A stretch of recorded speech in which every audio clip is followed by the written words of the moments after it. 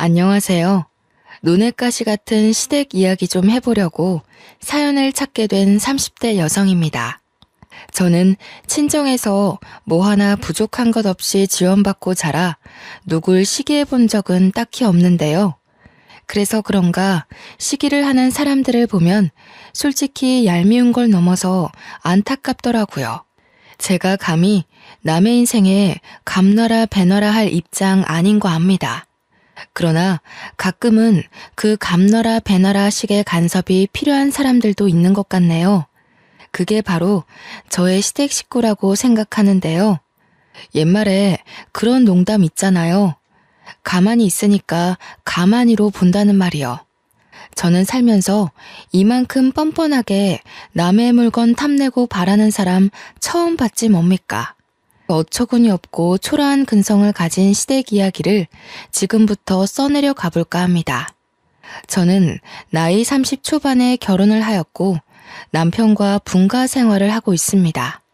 남편과의 만남은 정말 우연이었는데요. 시기는 대학을 졸업한 뒤였습니다. 취업을 하기 전 먼저 취업을 한 친구와 길에서 우연히 만났는데 친구가 마침 직장 회식을 2차로 옮기던 중이었거든요. 회식 분위기가 얼마나 자유로운지 다짜고짜 저더러 같이 2차 회식 가자고 하는 거 아니겠습니까? 말고를 떠나서 제가 왜 남의 직장 회식을 따라가겠어요? 말도 안 되는 소리라서 거절을 했더니 주위에서도 술 한잔 한 탓인지 저보고 같이 가자고 부추기는 겁니다. 얼떨결에 따라가게 된 그 회식 자리에서 저는 남편을 처음 만나게 되었어요. 남편은 뒤늦게 합석했는데 제 친구보다 1년차 선배라고 하더군요. 선배라고 하더라도 그냥 일반 회사원과 같은 위치였어요. 회식 자리에서 술을 한 잔도 안 한 사람은 저와 남편밖에 없었습니다. 당연히 저와 남편은 2차에 합석했으니까요. 그런데 남편 입장에서는 제가 누군지 궁금했나 봅니다. 그럴 만도 하겠죠. 주구장창 얼굴 보던 동료 직원이 아닌 생판 남이 남의 회식 자리에 떡하니 앉아 있으니까요. 저와 남편은 마주보는 자리에 있었는데 저는 딱히 이 자리에 관심이 없었고 일면식 없기로는 남편뿐만 아니라 모두라서 저는 그 누구도 궁금하지 않았거든요. 남편은 아닌가 보더라고요. 계속 저를 훔쳐보는 게 느껴지긴 했는데 말을 걸 줄은 몰랐습니다. 당황스러웠겠네요. 불편하시면 먼저 일어나셔도 괜찮아요. 다들 기분 좋아서 너무 멋대로 행동했어요. 제가 대신 사과드릴게요. 남편은 제 친구와 직장 동료들의 무례를 듣고 저한테 대신 고개를 숙이는데 점잖아서 그런가 남편이 보여주는 관심이 나쁘지 않았습니다. 회식 자리에서 잠시 본 남편의 모습에선 어딘가 모르게 정직한 분위기가 있었거든요. 저와 남편의 인연은 그로부터 시작이었습니다. 남편이 그날 이후 제 친구한테 제 연락처를 물어봤더라고요. 남편한테서 먼저 연락 오기 전에 친구가 말해줬는데 좀 당황하긴 했지만 은근 남편의 연락을 기다렸어요.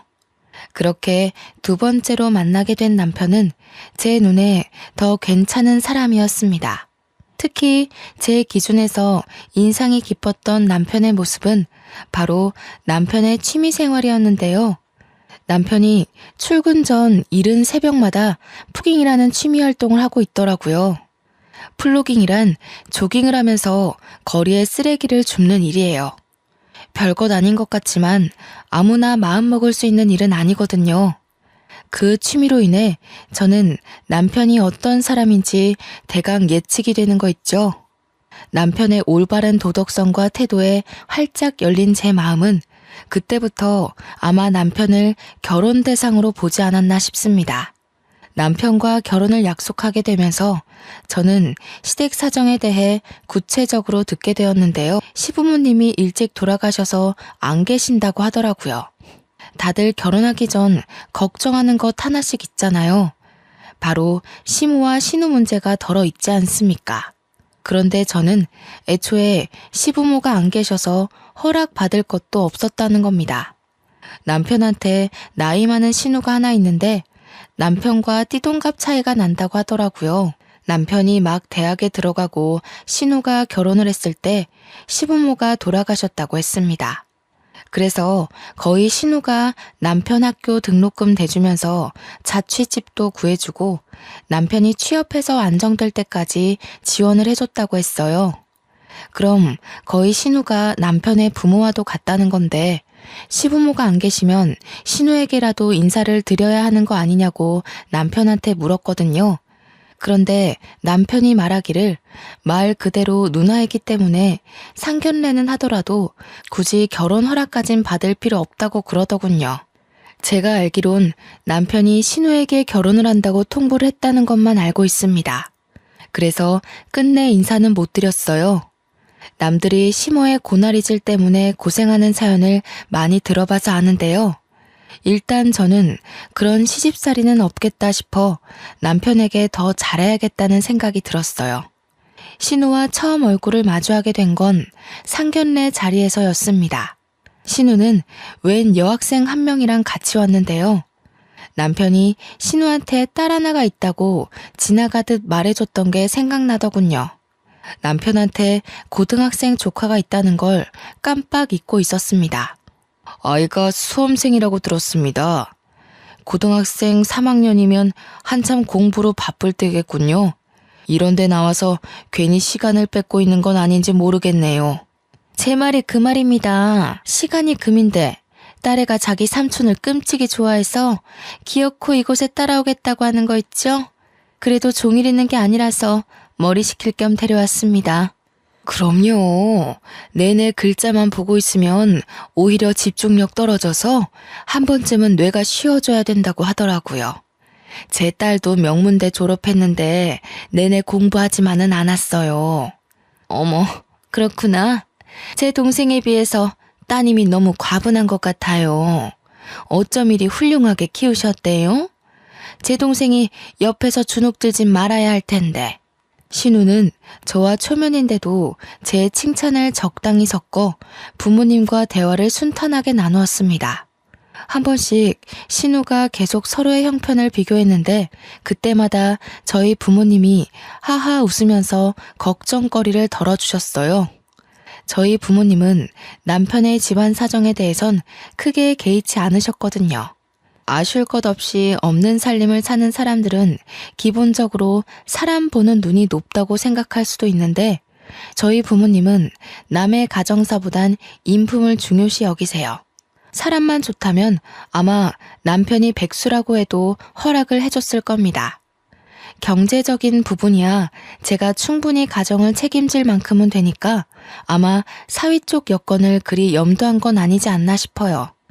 옛날부터 부모님이 사위 될 사람 고를 때 도박, 바람, 보증만 서는 사람이 아니라면 된다고 하셨거든요. 어쨌든 저도 그날 신우와 처음 대화를 해봤는데 그 시간만으로 사람을 완전히 판단할 수는 없겠지만 그리 거슬리는 부분은 딱히 없었던 걸로 기억이 납니다. 그러니까 더 이 결혼을 손꼽아 기다리기만 했겠죠.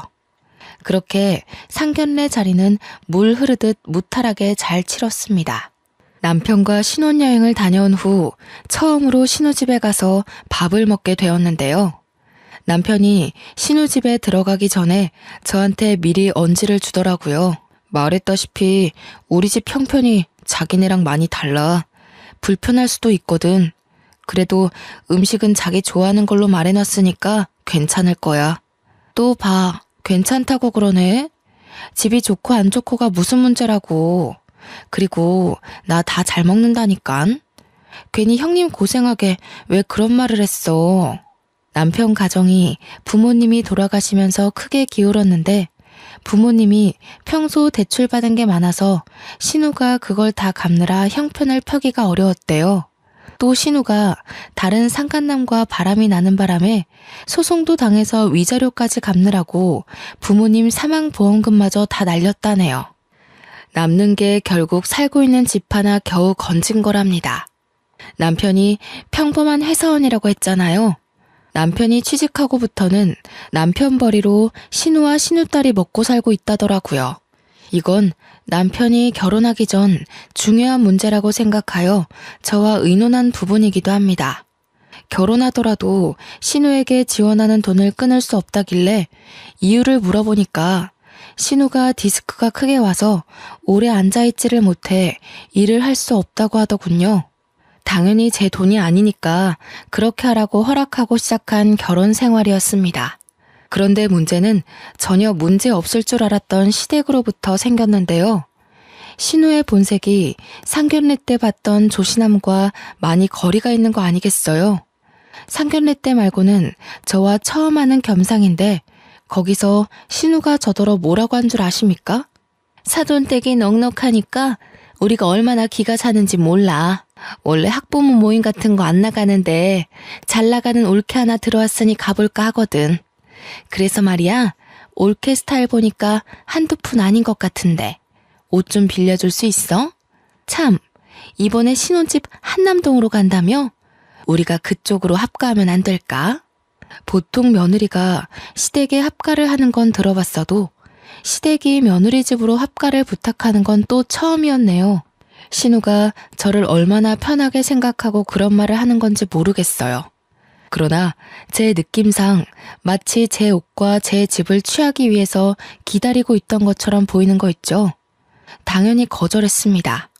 이때는 신우의 의도를 알고 거절했다기보단 제가 원래 불편한 사람과 제 것을 공유하는 걸 안 좋아해요. 그러자 내내 제게 알랑방구 끼던 신우 표정이 싹 돌변하는 거 아니겠어요? 올케. 안 그래 보였는데 생각보다 매정하네. 올케보다 나이 한참 많은 내가 이런 말하는 게 어디 쉬운 용기였는 줄 알아? 거절을 하더라도 이 생각해보고 말해준다고 하는 게 맞는 거야. 어른들한테 그런 예의 범절 안 배웠어? 기분 상하셨다면 죄송해요. 제가 예의는 좀 부족할지라도 누구한테 피해주는 짓은 안 하고 살았거든요. 앞으로도 결혼 생활하면서 형님께 패 끼치는 일은 없을 거예요. 세상에 완벽한 사람이 어디 있겠습니까? 예의 없더라도 손해당하는 일은 없을 테니까 이해해 주세요. 제가 눈 하나 깜짝 안 하고 신우 말에 대꾸를 하자 오히려 신우가 당황하더라고요. 그날 저녁 식사 자리는 신우가 삐치는 바람에 마무리하고 정리할 때까지 조용하게 보냈습니다. 어차피 매일 볼 사람들이 아니기에 낌새가 별로라는 걸 느끼긴 했어도 저는 대수롭지 않게 넘겼어요. 그런데 바보같이 휴대전화로도 충분히 같이 사는 건 못지않게 스트레스 받을 수 있다는 걸 간과했었네요. 또 형님 전화야? 무슨 전화를 그렇게 많이 하셔? 나랑 연애할 때만 해도 이 정도로 연락하진 않았잖아. 이번에는 또 무슨 용건이신데? 별말 아니야. 그냥 이번에 관리비 많이 나왔다고 해서 돈 좀 더 붙여달래. 관리비 많이 나올 거 알고 있었는데 내가 깜빡하고 있었거든. 이런 말하는 거 기분 나쁘게 생각하지 마. 형님은 아예 모아놓은 돈이 없으신 거야? 왜 돈 필요할 때만 당신한테 연락하는 거 같지? 돈을 모을 수가 없지. 효진이까지 혼자 키우고 있잖아. 애한테 들어가는 돈 그거 무시 못해. 그렇잖아도 내가 주는 생활비가 모자란데 모을 만한 돈이 어디 있겠어. 듣자 하니 신우는 남편한테 생활비에다가 관리비까지 따로 받으면서 적금 하나 들어놓은 것이 없는 것 같더라고요. 남편이 월급의 반을 신우한테 주는 걸로 알고 있습니다. 아무리 어렵게 살고 있다고 하지만 신우랑 시조카 두 식구가 사는데 돈이 들면 얼마나 많이 든다는 거죠? 시조카가 학원이나 과외를 받는 것도 아니거든요. 신우가 어디 취미생활을 하고 있는 것도 아니었고요. 제 눈에만 신우의 모습이 흥청망청 엉망인 소비 습관으로 보이는 걸까요? 차마 남편한테는 누나이기 때문에 한심하다는 소리까진 안 했습니다. 신우 하나만 기가 막히게 행동하는 거면 나름 참겠습니다만 제 남편한테 돈 가지고 연락하는 사람이 신우뿐만이 아니라는 거예요. 어쩜 애미나 자식이나 쓸데없는 부분까지 똑같은 건지 시조카까지 남편한테 전화를 해서 용돈 달라고 합니다. 이거 사달라 저거 사달라 생일 선물 수험생 선물 등등 요구하는 게 어찌 그리 많은지 모르겠어요. 한참 수능 공부해야 할 수험생이 놀기는 얼마나 또 노는지 아시나요? 요즘 애들이야말로 옛날 사람들과 다르게 학원에 과외에 정신없이 미래를 꿈꾸기 바쁜 걸로 알고 있는데 시조카는 대학 입시를 아예 손 놓은 아이처럼 마냥 한량하기만 합니다. 저번 주에 남편한테 10만 원이나 받아가 놓고선 이번에 또 8만 원을 빌려달라고 전화가 온 거 아니겠습니까? 10만 원이면 10만 원이지 8만 원은 또 뭔지. 남편이 한참 씻고 있을 때 전화가 왔길래 제가 대신 받았습니다. 외삼촌, 나 친구 생일이라서 선물 사줘야 되는데 돈이 부족해요. 8만 원만 있으면 될 것 같은데 계좌로 붙여줄 수 있죠? 효진아, 미안한데 저번 주에도 용돈 받아가지 않았니? 벌써 이번 달만 2번을 받아간 걸로 알고 있는데 네 외삼촌 요즘 돈 없어. 뭐야? 왜 숙모가 왜 받아요? 외삼촌은 항상 제가 달라고 하면 주는 사람이거든요. 삼촌부터 바꿔보세요. 제 말이 틀린가 안 틀린가. 삼촌 어디 갔어요? 없어요? 저 급한데? 없어. 그러니까 용돈 받고 싶으면 다음 달에 전화해. 그리고 앞으로는 한 달에 한 번씩만 용돈 받도록 하고. 공부하기 바쁜 고3이 무슨 돈이 그렇게 많이 필요해. 시조카 답변도 안 듣고 그대로 끊어버렸더니 누굴 닮아서 그렇게 건방진지 제 폰으로 욕 문자가 오는 거 아니겠습니까? 신경 끄라느니 내가 외숙모한테 돈 달라고 했냐느니 아주 겁대가리가 없는 꼬맹이였습니다. 어처구니가 없더라고요. 한참 어린 미성년자에게 선 넘는 욕을 듣자니 웃음밖에 안 나오는 거 있죠. 나중에 남편이 다시 시조카랑 통화하는 걸 몰래 들었는데요. 결국 남편이 8만 원 돈을 보내주는 것 같더라고요.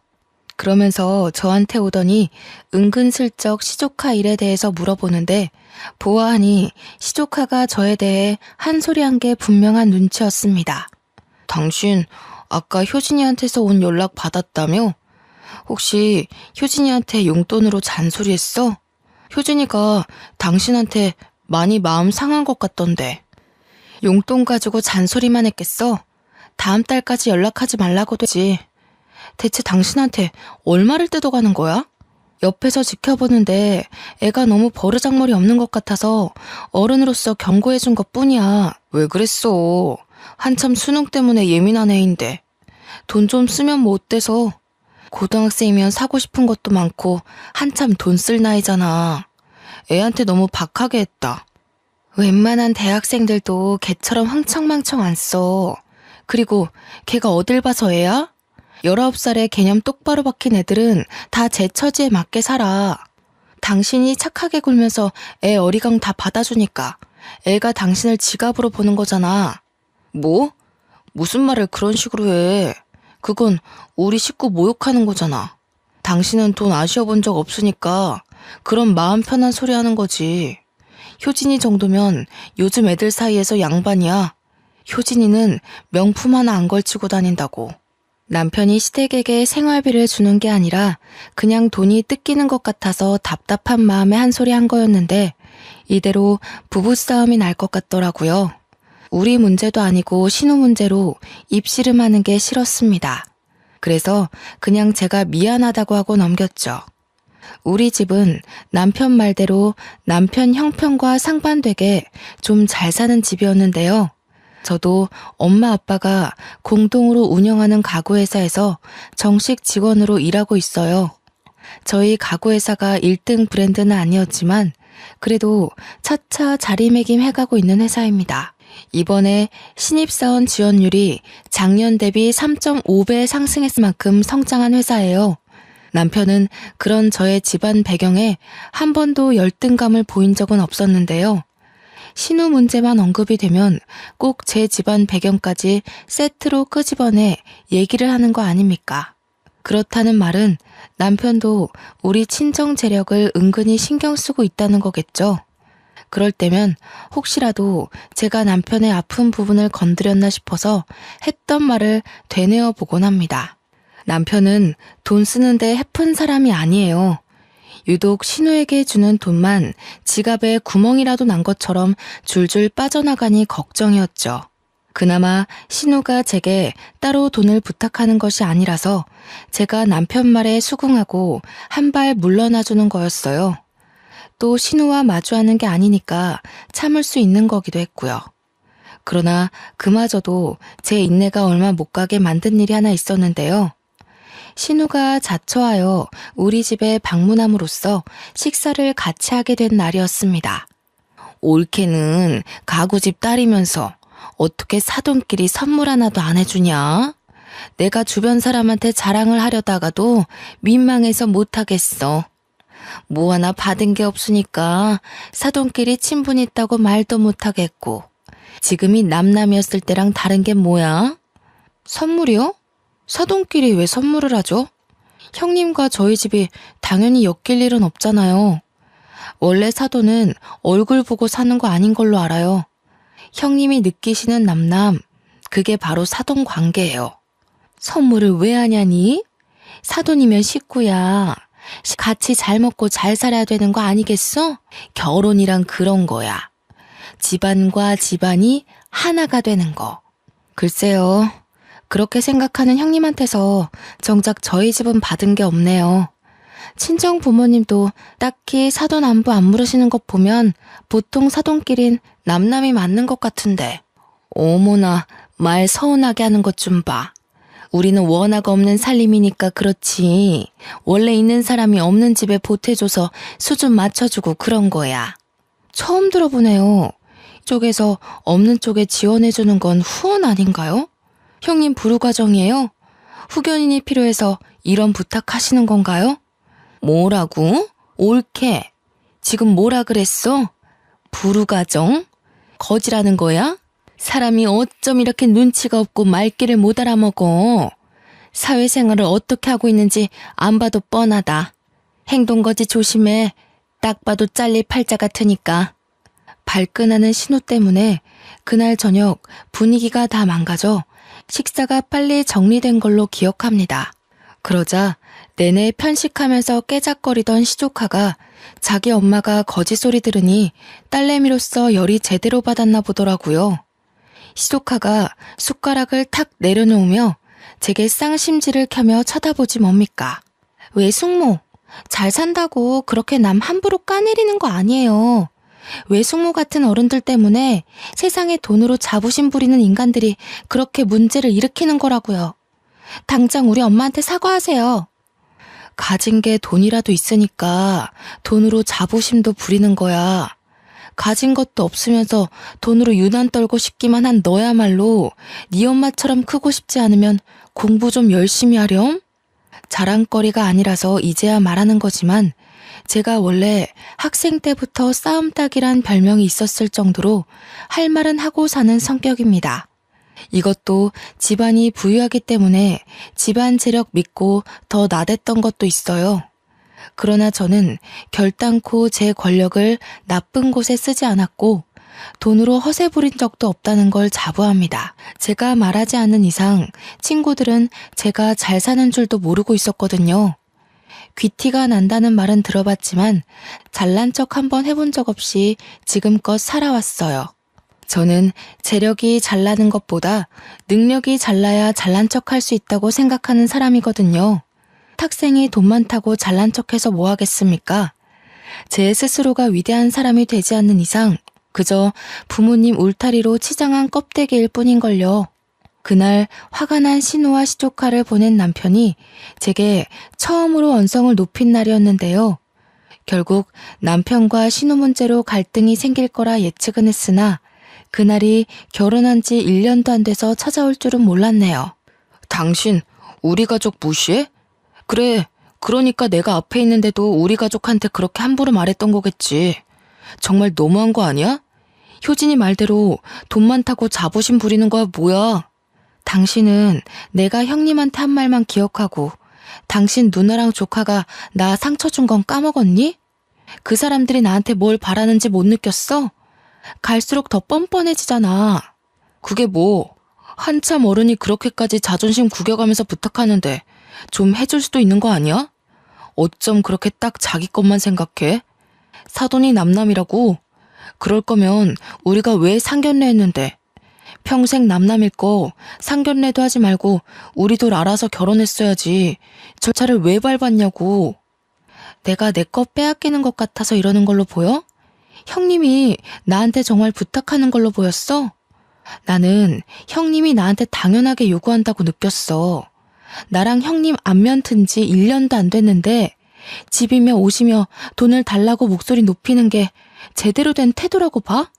나도 생각 있는 어른이야. 식구라고 봐주고 넘어가주는 건 사돈 관계에선 불필요하다고 생각해. 됐다. 말을 말자. 네가 이렇게까지 꽉 막힌 줄은 몰랐네. 여태 그냥 넘겨왔지만 오늘은 심했다는 것만 알아도 지쳐서 말할 힘도 없다. 그날 이후 남편과 며칠 동안 냉전 상태를 이어갔습니다. 그래도 남편이 친정아빠 생신날 착실하게 선물까지 사서 챙기는 효심을 보여줬기에 화해를 할 수 있었어요. 남편이 신우처럼 돈 밝히는 성격이었다면 저도 이 결혼 안 했을 겁니다. 애초에 남편의 관심을 받지도 않았을 거고요. 제가 남편을 좋아했던 이유가 바로 남의 것을 탐하지 않는 정직함과 올바른 도덕성 때문이었는데 신우 때문에 잠시 그걸 잊고 있었네요. 그 뒤로 남편과의 냉전 관계가 자연스레 허물어졌어요. 결혼하고 첫 싸움이었다 보니 서로 이전과 좀 달라진 부분이 있었는데요.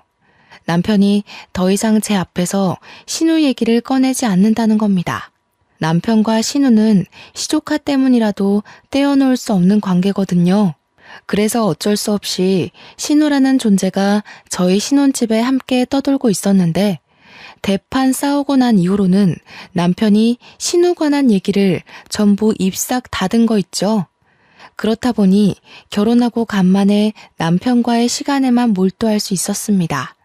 저 또한 신우에 대해 신경 쓰지 않아도 되어서 남편 내조에 더 신경 쓸 수 있었던 것 같아요. 진정한 신혼부부 분위기를 낼 수 있겠다고 은근 기대까지 하고 있었는데 아쉽게도 이 고요한 관계 또한 그리 길게 가지 못했습니다. 저와 남편 사이에 유일한 파동을 일으키는 것이 무엇이겠습니까? 예, 맞습니다. 또 신우 관련 일이었네요. 정확히 말하자면 이번 문제는 신우가 아닌 시조카 때문이었죠. 남편이랑만 소통하며 지내길래 남편이 없다면 굳이 시조카를 만날 일이 없다고 생각했는데요. 한날 시조카가 말도 없이 제 집을 찾아온 거 아니겠어요. 심지어 친구를 데려왔더라고요. 집에 남편은 당연히 없었고 저는 쉬는 날이라서 간만에 늦잠을 자고 있던 중이었습니다. 제가 잠기가 예민한 것도 아닌데 방문을 열어놓고 있던 터라 시조카 떠드는 소리를 모를 수가 없었어요. 전쟁 난 것처럼 시끄러워서 나가봤더니 시조카가 친구랑 같이 드레스룸에서 떠들고 있더군요. 대박! 반지 봐봐. 너무 잘 어울리지? 나 나중에 남자친구 생기면 이렇게 생긴 반지 맞추는 게 소원인데. 이거 다이아인가? 너무 예쁘다. 너 이렇게 예쁜 보석이 많은데 왜 한 번도 안 하고 왔어? 학교에 보석 들고 갔다가 잃어버릴 일 있어? 이거 다 우리 엄마가 젊을 때 하던 건데 나한테 물려준 거야. 그거 아마 다이아일걸? 가져도 되는데. 너 할래? 우와, 진짜? 할래. 근데 너네 엄마 진짜 감각 젊으시다. 우리 엄마는 완전 아줌마라서 보석도 은반지나 그냥 금반지 같은 것만 하지. 이런 디자인은 아예 모르거든. 참, 너희 엄마 무슨 일 한다고 했지? 가구회사 하고 있어. 할아버지가 가구회사 사장인데 나중에 엄마한테 물려준다더라고. 아빠 돌아가시는 바람에 엄마가 인수받게 됐대. 궁금하면 다음에 구경시켜줄까? 응. 그럼 너 완전 부자 아니야? 그 정도면 재벌집 딸이라고 해도 될 것 같은데. 말 안 해줬으면 진짜 모를 뻔했어. 이렇게 좋은 집안을 왜 숨겼대? 나라면 동네방네 자랑하고 다녔을 거야. 그냥 자랑하는 거 별로 안 좋아해서. 애들한테 소문 내지 마. 너는 특별히 제일 친한 친구니까 알려주는 거야. 괜히 소문나면 골치 아파져. 문 앞에 서서 구경하고 있던 저는 어처구니 없어서 내내 동영상 찍고 있었거든요. 그러면서 웃음까지 참느라 애먹었는데 결국 참지 못한 웃음이 손바닥을 비집고 나가버리고 말았지 뭡니까. 제 기척에 돌아본 시조카는 제가 집에 있는 줄 몰랐는지 엄청 소스라치게 놀라더라고요. 귀신을 봤다면 딱 저런 표정을 짓지 않을까 그런 우스운 생각을 했네요. 뭐야? 왜 여기 있어요? 집에 없다고 했는데 외삼촌이 분명 오늘 일 나갔다고 언제부터 그러고 있었어요? 내 집에 내가 있는 게 잘못됐니? 내가 쉬는 날이 시시각각 바뀌어서 외삼촌도 깜빡해봐. 근데 너 웃기는 애다. 나는 너 같은 딸을 둔 적이 없는데 왜 네가 말하는 엄마가 꼭 나 같을까? 무슨 소리 하는 거예요? 집에 있었으면 있다고 빨리 기척을 냈어야죠. 도둑이에요? 귀신도 아니고 왜 몰래 지켜보고 서 있어요? 짜증나게. 알아야, 그만 가자. 굉장히 당황스럽겠죠.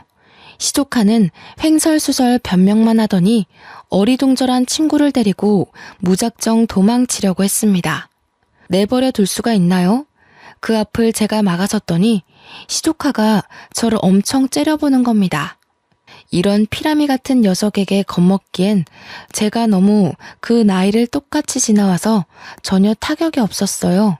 오히려 과거에 사춘기라고 부모님께 반항했던 내 모습이 이런 꼴이었을까 싶어 반성하는 계기만 되었네요.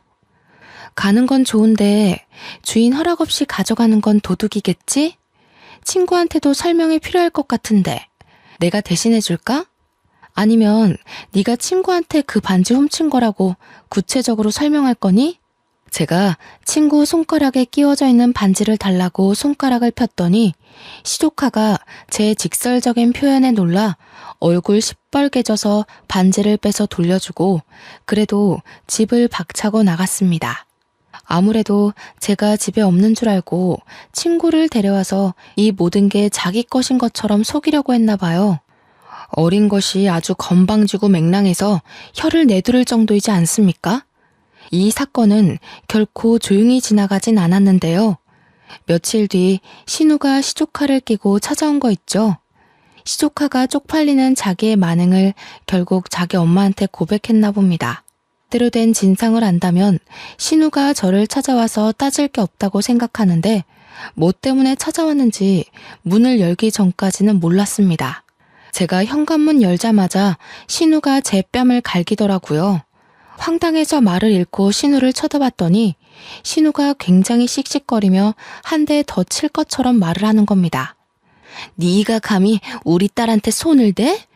어른이 돼서 애들이 호기심에 잠깐 기웃거려 본 걸 도둑년 취급까지 했다면서? 너 원래 이렇게 되바라진 애였어? 이보세요, 형님. 제대로 된 설명도 없이 다짜고짜 손찌검 하시는 건 결례 아닌가요? 효진이한테 제대로 설명을 들었다면 절 이렇게 대하지 못하실 텐데요. 끝까지 뻔뻔하구나. 좀 산다고 적당히 굽히고 들어가 줬더니 네가 뭐 대통령 딸이라도 되는 줄 아니? 기가 막혀서 정말. 당장 우리 딸 앞에 무릎 꿇고 빌어. 우리한테 머리 조아릴 때까지 나 여기서 한 발자국도 못 나가. 듣자 하니 시조카가 저 때문에 개망신 당한 게 억울해서 신우한테까지 거짓말을 친 것 같더군요. 저를 완전 악당으로 만들어서 고자질 했더라고요. 맞지도 않은 뺨까지 맞았다고 거짓말하면서요. 남편은 어떻게 이런 환경 속에서 살아왔던 걸까요? 사람은 끼리끼리라던데 혹시 남편도 속셈을 숨기고 있는 건 아닌가 의심까지 드는 거 아니겠습니까? 신우의 억측이 너무 강해서 말로는 안 통할 것 같기에 저는 폰으로 찍어뒀던 지난 영상을 신우 코앞으로 들이밀었습니다. 솔직히 제가 보여준 영상만 봐도 시조카가 거짓말을 했다는 건 충분히 알 수 있는 증거였어요. 그러나 신우는 그걸 보고 잠깐만 당황하는 것 같더니 곧 제 폰을 빼앗아 바닥에 내팽겨치는 거 아니겠어요? 그러고는 신경질 내면서 발로 제 폰을 짓밟기 시작하는 거 있죠. 그 사이 시조카는 이미 제가 찍은 영상을 보고 충격 먹은 상태더라고요. 신우를 등에 업고 뻔뻔하게 고개 치켜들 땐 언제고 뒤늦게 입 닫고 조용히 있는 중이었습니다. 제가 이렇게 될 줄 모르고 그 재밌는 영상을 형님 앞에 들이밀었겠어요? 복사본이 따로 있어요. 지금 당장 저한테 사과하지 않으면 구라쟁이 딸내미 학교에서 쥐 죽은 듯 지내게 만들 수도 있어요. 딸 앞길 막는 엄마 되실 거예요? 건방진년, 네가 그렇게 잘났어? 우리한테 뭘 해주거나 그런 잘난 척을 해. 이래서 집에 사람을 잘 들여야 된다고 하는 거야. 네가 뭔데 우리 집안 체면을 자꾸 구겨놔? 그래서 또 때리시려고요? 저한테 저 영상 말고 효진이 실체에 대한 증거 영상이 얼마나 더 있을 줄 알고요? 뭐든 상관없으면 치세요. 그럼 이제 진짜 형님에 대한 예의는 오늘로써 끝입니다. 신우는 정말로 한 대 더 치려고 올리고 있던 손을 부들부들 떨기만 할 뿐 실행에 옮기지는 못하고 있었습니다. 그걸 결국 시조카가 붙잡으면서 말리더군요. 엄마 그만해. 내 인생 망하면 엄마 다시는 안 볼 거야? 외숙모가 들고 있는 영상 퍼지면 나 진짜 왕따 당한다고. 그냥 집에 가자. 빨리.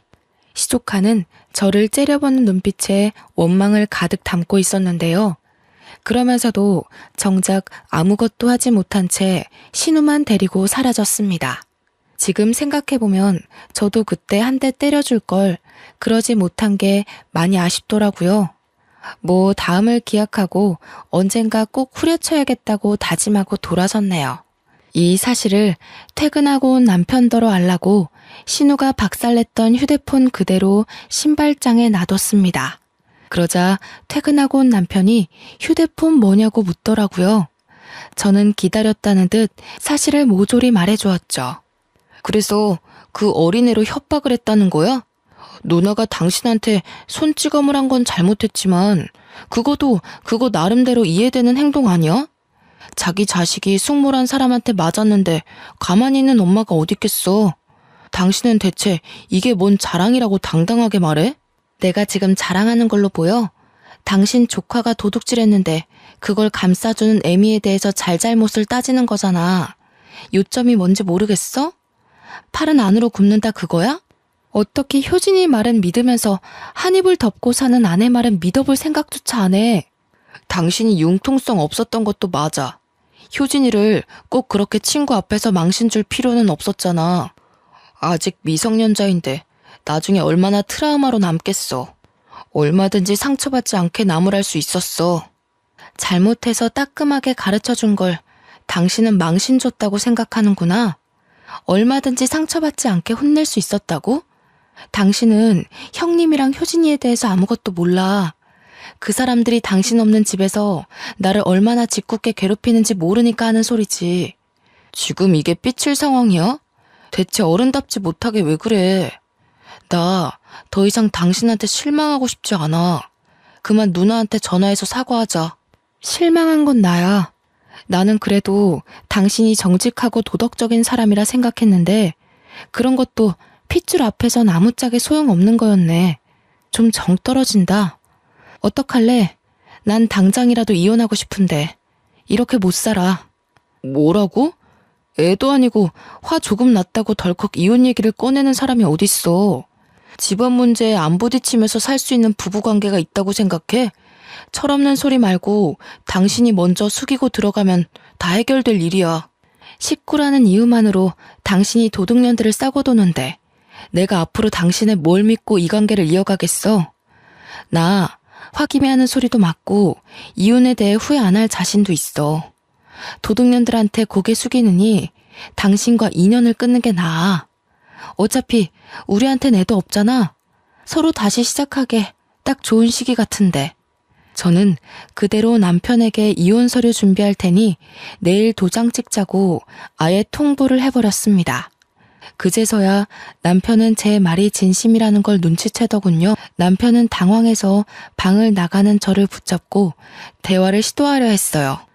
당장은 대화하기 싫어서 그날 남편을 내내 피했는데 남편이 다음날 제게 진심으로 사과를 하더라고요. 내가 잘못했어.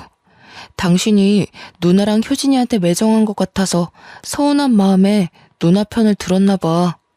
당신 말대로 나도 모르게 팔이 안으로 굽은 것 같아. 인정할게. 당신이 보여준 동영상 보니까 효진이가 잘못한 게 맞더라고.